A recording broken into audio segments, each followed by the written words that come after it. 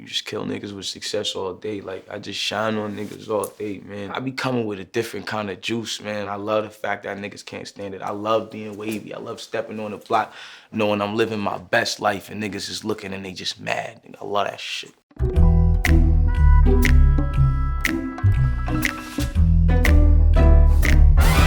Christian Lou sent the beat over. It's actually a sample of One Direction. I think that's like Zayn actually going, It's weird, right? You would never expect these songs to come out of that. But yeah, we had to clear it with One Direction. Me and Christian Lou been working together for years. So I think when he heard it, he just was like, nah, this is for Tory. I have to get this to Tory. I find it funny how niggas start talking money. I'm living lovely apartment far from the bungee. I remember us living not too far from the junkies. The flunkies that tried to punk me on corners but never sunk me, I swear. In this bitch and yeah, I'm killing this year. Them boys hate it, they gon' feel it this year. I bought a Rari, I only drove in it once, I'm talking different this year. I had a white Rari, I had a 458 Italia. I originally wanted a Spider, and the person who sold it to me, or when before they brought me to the dealership, they told me I was gonna get a Spider. I got there and it was Italia, it was no drop top. I drove this shit one time from the lot to my house. I didn't like the way it drove. I drove my Wraith from that point. I'm leaving thousands talking millions this year. What niggas really talking? Talk it over, renegotiate it, make the play and then cough it over. I crossed over like Iverson when he dropped the shoulder on Jordan, the feeling more than the sport when you winning. When he hit that crossover and he hit that shot in the swoosh, he knew everything he worked for, that was the moment. That's what champions are made of. You dig what I'm saying? And that's like how I kind of look at my moment. Fuck how they feeling. The feelings got left aside. I told them to step aside. I'm really eating, I'm ordering extra sides, you know me. Around the block globe for spitting them hot flows. My scent smells like Michelle was touching Barack's clothes. Presidential, the flow is so evidential. My scent is presidential. When I move, it's bossy. When I walk through, I demand a certain attention on me. They can make a whole bunch of memes and they can do anything that you cannot break the confidence that I walk with. I walk with a presidential confidence, with a presidential stature. At the Clearport Customs, I barely show my credentials. No need to tint it, I want you to know who's in it. Had me offended last time that I walked in the whole run through. Let's break it down for him. Account this. If every show's 100,000 for him, then that means 100 minutes on stage would equal 100K. That's 1,000 a minute. So please don't get offended if I walk inside a store and spend 35 in it. Cause to me, that's just 35 minutes. Whole Renfrew is like this department store. It's like a pretty much where you can get like a bunch of high-end fashion stuff. It's like a one-stop shop for designer clothes and designer shoes and bags and all of that good stuff. So we walk in the Whole Renfrew and there's a dude there and the dude is looking at me crazy. We come into the store, he's just looking at, cause I got on sweats, I got on whatever case, and he's just looking at me like, you know what I'm saying? And then he tried to come over and be like, what do you guys need? And I was just like, I'm gonna take my business to this kid over here. When you buy stuff, they get store credit. That's why I was like, yo, look at this nigga face, he's tight. I wasn't saying he tight cause I just bought clothes out there. Nah, that doesn't make you mad at all. I'm buying clothes. I'm supposed to come in the store and buy clothes. But it was the fact that I didn't give you the sale. And you know I specifically G'd you and was like, I'm taking this to his sale. Like, you know what I'm saying? You specifically knew that. But my whole thing is just like, why niggas watching my pockets anyway? The 35 minutes that you spent talking to your friends about this, I already made the money back. Calm down. Slow down, Mace, you're killing them. Land in Jamaica, sip on the Guinness and get it. Who want to witness, my nigga? I'm really sick with the shiznit. I bought Big Poppy out at the Sunfest. Sean Kingston watched it from the side stage.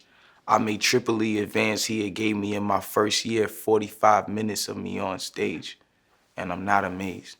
Shout out to Sean Kingston, first and foremost. We're not ever gonna talk bad about the bro, and it's just one of those situations when you look back and you reflect. I was signed to Sean Kingston at 18. He gave me $50,000. It was kind of weird because this was the first time I've ever been to Jamaica, like performing, and I brought like the biggest artist that's from Jamaica at the time, Popcorn. I brought him out, and Sean Kingston, the person who signed me 3 years ago, was watching from the side of the stage. But it was just weird to me that the person that I just signed is on the side of the stage right now watching this show, watching me bring the biggest artist out from his city watching me kill the show. Remember, when I was 18, he gave me that 50 grand.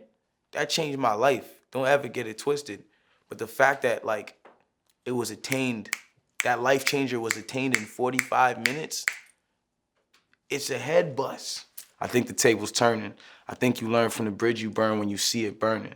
I think you learn from the world when you see it turning. I went from being a server to being this platinum deserver, you feel me? I done worked at like Burger King, McDonald's, Walmart, Subway, telemarketer. I was the dude who brought the yellow book pages to your house.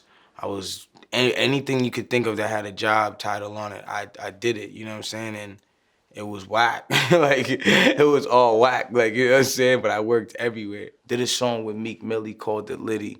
Really, I just did that shit for the city and love of Philly. Got this chinchilla fur on me just in case it get chilly.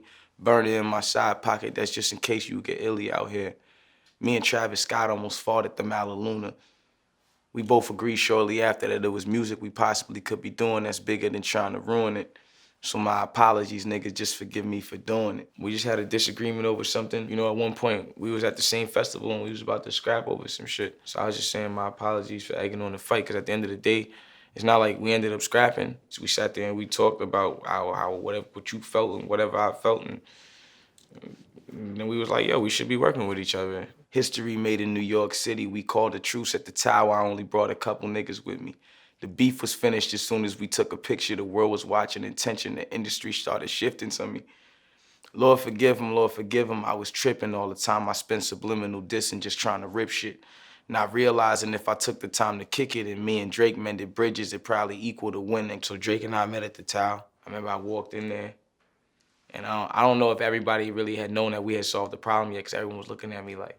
And I remember just like at this one moment before the picture was taken, I remember just kind of looking up and everyone just kind of looking to see if like, were we really gonna take a picture or not? As soon as Mid-Jordan did that snap, the beef was just finished. The beef was finished before that, but like to the world, when the picture came out, then it was like, okay, these guys have stopped whatever the issue and the politics were. People then knew it was okay.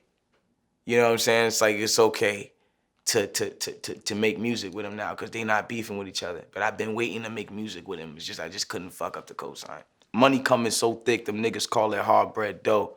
I'm in this all red 4-seater, I'm leaning like the old 6-4s. I said I stopped freestyling, but fuck it, oh well, a nigga flows so well, I'm like a sampling kid. Give a fuck about who get pissed about my samples and skits. Niggas mad I'm remixing they shit. Fuck out of here, nigga, stop being a bitch. When niggas be talking to me, you got 41 skits on your album, and you got 21 fucking cinematic fucking pieces here. I don't want to hear this fucking interlude in the samples. All he does is sample. He can't make a record without sampling. Bitch, you heard my catalog? It's because I guess my first 2 singles, I guess because like on a broad scale, y'all heard something I've been doing for the last 5 years, and that just made it like Tory's a sample guy. He's the 2 of them popped on a big major scale. So then I became this, he doesn't make music without samples. Go look at my catalog. I think it's time we cut the silence about niggas that's talking violent. Speaking silence and giving coffins and violins playing. R&B niggas with Cisco haircuts, wildin', styling, and dissing. Guess they just trying to go viral, I feel them. I'm for sure talking about someone specific, who I'm not gonna give him his full name because this will be the biggest promo he's got thus far. We all know who I'm talking about. This your favorite song, this gonna be your favorite song. Except when I say it, it's really the people's favorite song. You did a vid dissing the flex I8. I could've flexed a Rari and Wraith, but nigga, I ain't. Instead, I bought my house the other day, I'm flexing the paint. Brother, knock it off. I don't even feel like the video was even to diss me. I feel like the video was to show off your car. And it was like this I8 that's like, brother, we don't do I8s. I'm flexing with other things. I'm buying commercial properties right now. I don't give a fuck about your I8.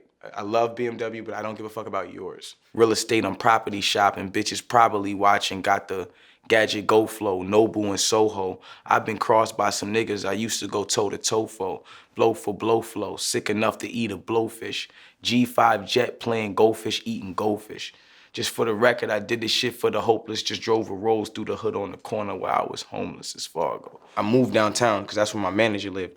And so like I would stay in my manager's house sometimes, But what he didn't understand, and even my manager didn't understand this, is like I didn't really have a lot of money. Like I was really broke, like super broke. I didn't have enough money to go from downtown to Brampton. You dig what I'm saying? Like to go on the Go Bus and do all that shit. I didn't have enough money to do all that. So it would be times where I would leave his house and I would stay downtown.